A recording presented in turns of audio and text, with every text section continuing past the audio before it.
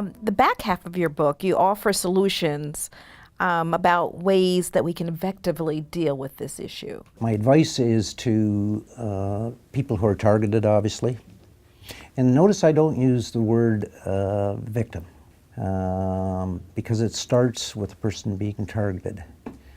And my first book was actually called The Bully's Trap. And the reason it was called The Bully's Trap is people fall into a trap. The target becomes someone that the bully wants them to become.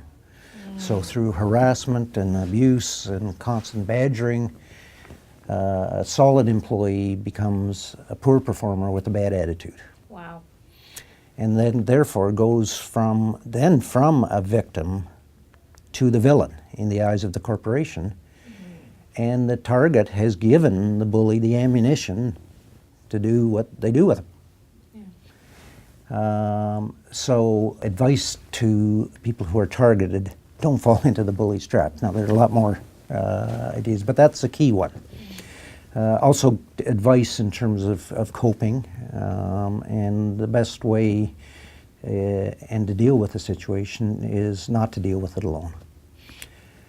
And ideally they should go to somebody in the organization that says that they can trust.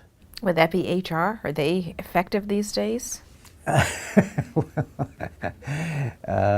over 80% of the cases, they're part of the problem versus part of the solution.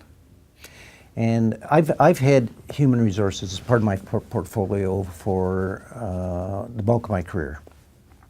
And I've always maintained that the human resource person should be assigned and be held accountable for and responsible for the integrity of the culture, the same way that the CFO is held accountable and responsible for the numbers.